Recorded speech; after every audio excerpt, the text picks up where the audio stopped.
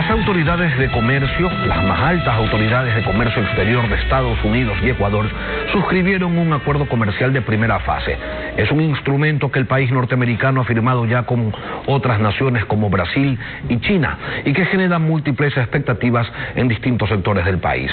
Para conversar precisamente sobre los alcances que podría tener este acuerdo, vamos a dialogar con Caterina Costa, presidenta del Comité Empresarial Ecuatoriano y presidenta de la Cámara de Industrias de Guayaquil. Buenos días y bienvenida a Contacto Directo. Gracias, Lenin. Un cordial saludo a toda la audiencia de Contacto Directo.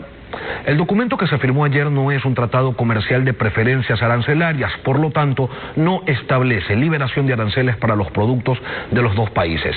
Sin embargo, va a facilitar y a mejorar la dinámica de intercambio comercial entre Ecuador y Estados Unidos. ¿En qué sentido? Mire, esta es una gran oportunidad de tener acceso a la economía más importante del mundo. 330 millones de habitantes con un promedio de ingresos anuales de $63.000. Son 1.900 empresas las cuales se están exportando en este momento a los Estados Unidos, de las cuales el 80% son MIPYMES. ¿Qué contempla este acuerdo? Primero, facilitación al comercio. Todo lo que tiene que ver con eliminación de trabas, tramitología, poder tener más facilidad de contacto entre importadores y exportadores, el tema de vinculación de las plataformas electrónicas. Caterina, precisamente el documento tiene 4 capítulos técnicos. El que usted señalaba, facilitación del comercio, MIPYMES, lucha anticorrupción y buenas prácticas regulatorias. Queremos ir abordando estos puntos uno por uno. En lo que se refiere a facilitación del comercio, al cual usted estaba haciendo referencia, este punto en particular nos pone tarea porque hay que adelantar la implementación del Acuerdo de Facilitación de Comercio de la Organización Mundial de Comercio. ¿Qué significa aquello? ¿Qué es lo que se tiene que hacer y en corto plazo? Es exactamente eso. Esto sienta la base también para avanzar con las normativas de la OMC. Ecuador es un país con demasiada tramitología. Realmente no es un país que ha estado pensando en poner sus productos en el mundo, en esas cadenas, no solo regionales, sino también globales. Y eso es lo que contempla ese capítulo particularmente, ¿no? Tiene un doble beneficio, por un lado con los Estados Unidos y por otro lado con el cumplimiento de esa normativa de la OMC que Ecuador suscribió ya hace algunos años. Hablemos de las buenas prácticas regulatorias que buscan transparencia en la expedición de normas aduaneras, así como en las regulaciones ambientales y técnicas. ¿Qué tan complejo puede ser implementar esto en un país como el nuestro, donde la política arancelaria en ocasiones se la observa únicamente desde una perspectiva recaudatoria? Bueno, yo creo que todo depende de la voluntad. Ecuador en el año 2005 se levantó muy desacertadamente, decisión del expresidente Alfredo Palacio, de la mesa de negociación.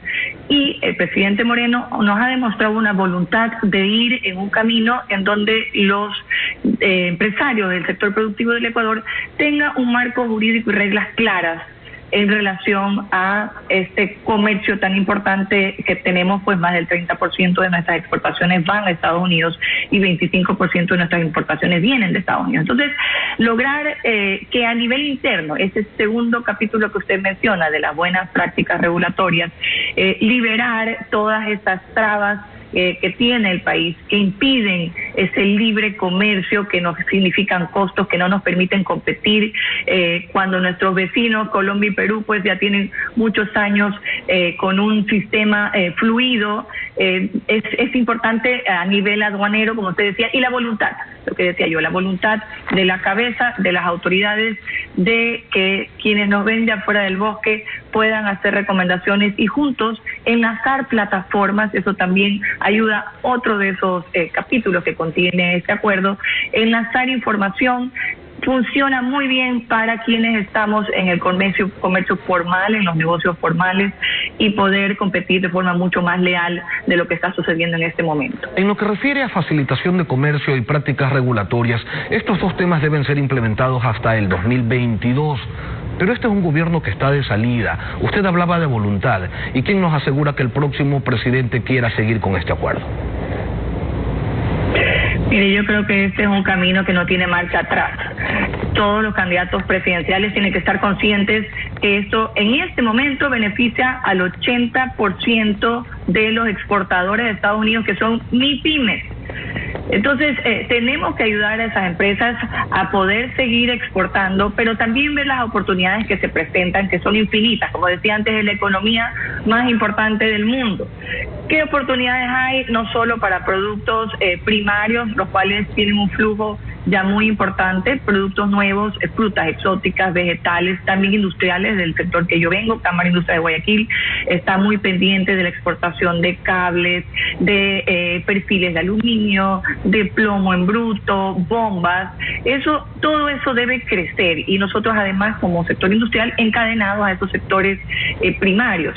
Yo creo que debemos dejar la ideología que tuvimos en el pasado, que tanto daño nos ha hecho, porque oportunidades en 15 años se han perdido infinitas, y un país dolarizado tiene dos grandes pilares: las exportaciones y las inversiones. Y este acuerdo contempla ambas cosas para poder dar seguridad jurídica, un marco de reglas claras en ambas vías, y es lo que el país necesita en momentos tan difíciles, cuando un país como es Estados Unidos nos ha tendido la mano para poder superar esta pandemia que está afectando al mundo entero. El acuerdo no debe pasar por el Congreso norteamericano, pero en Ecuador la Corte Constitucional sí debe determinar si este texto pasa a la Asamblea para su ratificación. ¿Usted cree que hay espacio allí para que criterios políticos se interpongan, para que se haga politiquería con este tema? Yo soy muy optimista, no veo nada en el acuerdo que pudiera generar preocupación. Es una de las cosas buenas de este acuerdo. No hay los sensibles, por ejemplo, cuando ya se entra a las partes de acceso a mercados. Usted mencionaba antes, aquí no estamos hablando de aranceles. Entonces, los temas son muy en onda positiva. Mire usted que hay este capítulo también de apoyo a las MIPYMES. Y ahí tenemos capacitación, tenemos financiamiento, tenemos ayuda para que sigan exportando, para que crezcan esas exportaciones, y todo en el marco de la transparencia, de la seguridad jurídica, de la legalidad, para compartir esas buenas prácticas.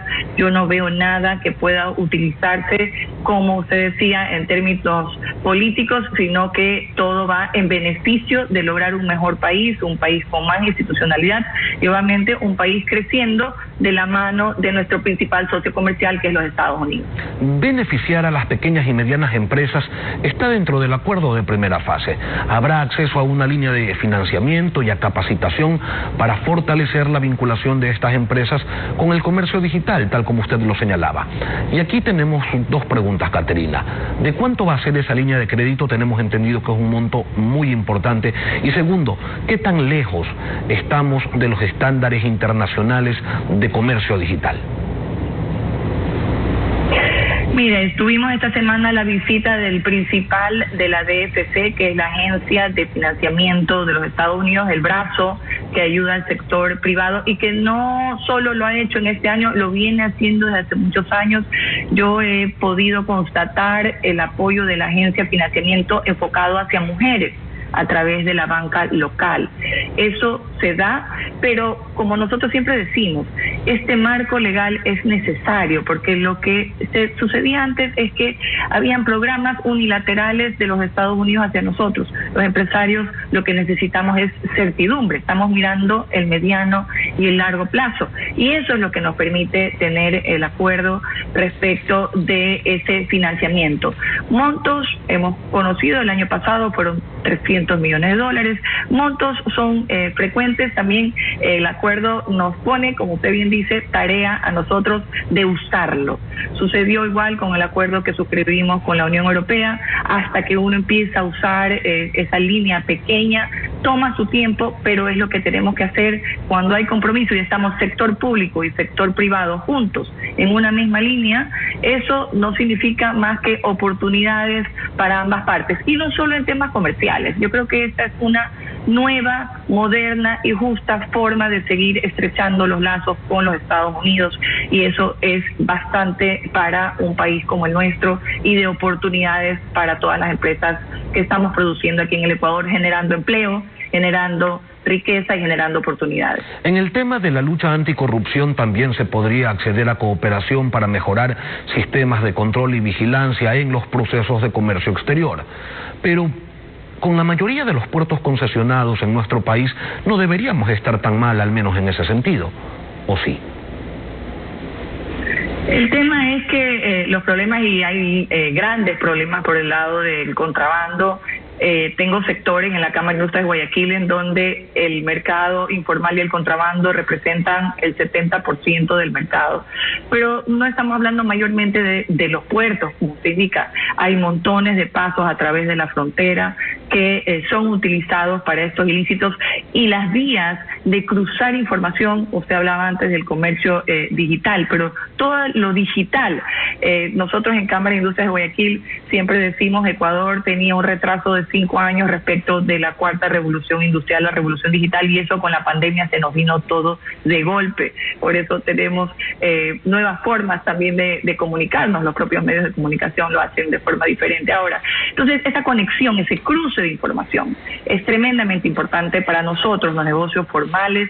Este acuerdo es importantísimo, es necesario y nos da la tranquilidad de abrir un camino hacia otros temas, como usted bien decía, los temas de acceso a mercados que tienen los países vecinos, entran sin aranceles a los Estados Unidos. Ayer escuchaba, por ejemplo, el brócoli, 15% para entrar a los Estados Unidos. Los países vecinos no tienen casi todas sus partidas arancelarias liberadas, y eso es lo que deseamos, y ese camino está trazado, no hay marcha atrás, y no hay gobierno que venga de cualquier segmento que sea que pueda dar marcha atrás, porque eso significaría un daño a la población ecuatoriana, y no solo a quienes están exportando ahorita, sino a toda la economía dolarizada y a los 17 millones de ecuatorianos. Los temas sensibles, agrícolas y de acceso a mercados, no entran en este convenio de primera fase, pero de continuar los diálogos sí tendrán que ser abordados.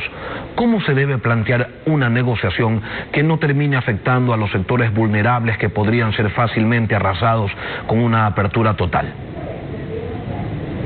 Mire, las economías ecuatorianas y norteamericanas son completamente complementarias.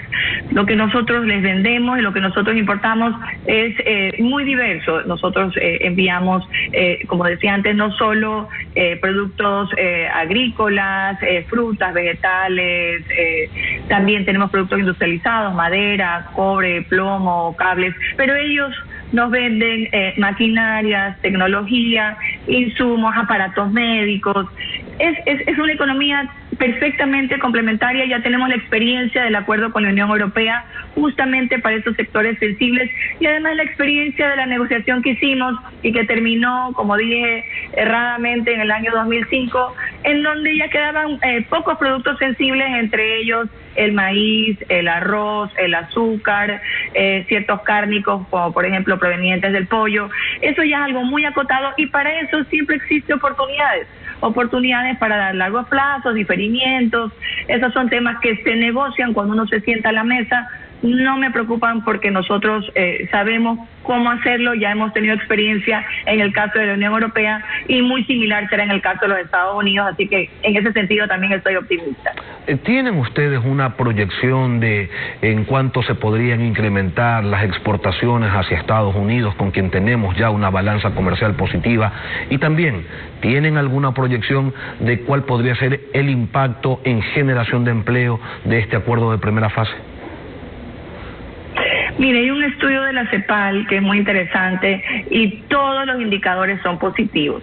Si nosotros no tuviéramos este acuerdo de primera fase y no pensáramos en caminar hacia un acuerdo más profundo, como por ejemplo aquello de acceso a mercados, el impacto a la economía ecuatoriana es siempre negativo, tanto en el empleo, tanto en la dinámica que requiere una economía dolarizada. Así es que nosotros solo vemos oportunidades, no solo dentro de los sectores que ya se están exportando, sino de nuevos sectores. Y vuelvo a mi sector, al sector de la manufactura. Está mirando a los Estados Unidos, necesitamos crecer, necesitamos ese encadenamiento, y estas oportunidades se presentan una sola vez en la vida. Hemos perdido 15 años, no podemos seguir perdiendo el tiempo, peor aún en las condiciones actuales. Tenemos que avanzar, y las oportunidades son siempre hacia adelante, hacia crecer, y eso ningún gobierno que venga puede perder esa oportunidad. Tiene que pensar en el sector productivo, que es el que genera las plazas de trabajo, que es lo que necesitan los ecuatorianos hoy en día. Caterina, usted señala, nosotros solo vemos oportunidades. ¿No existe un solo riesgo, un solo posible riesgo en un acuerdo comercial con los Estados Unidos? Obviamente, como decía antes, hay sectores sensibles que fueron determinados. Recuerdo usted, en el año 2005 ya era muy poco lo que faltaba para hacer el cierre, tanto así que Colombia y Perú cerraron seguidamente a que nosotros nos levantamos de la mesa. Y esos sectores están claramente determinados. Honestamente, y eso que vengo, insisto, del sector industrial, no tengo preocupaciones. Estos acuerdos comerciales tienen formatos nuevos, modernos, más justos, contemplan otros espacios, otros parámetros. Por ejemplo, el del apoyo a las MIPYMES es un capítulo que no contemplan los otros acuerdos que ha suscrito los Estados Unidos. Por ejemplo, no lo contemplan en el acuerdo que tienen con Brasil, ni el acuerdo que tienen con Canadá y México. Es un capítulo específicamente para nosotros porque hemos encontrado esa importancia de las MIPYMES en las relaciones con los Estados Unidos. Así es que yo en general siempre soy optimista y creo que lo que se ha firmado ayer es histórico y necesario para todos los ecuatorianos. Que así sea. Caterina Costa, presidenta del Comité Empresarial Ecuatoriano, gracias por acompañarnos hoy aquí en Contacto Directo. Gracias, un cálido saludo para todos.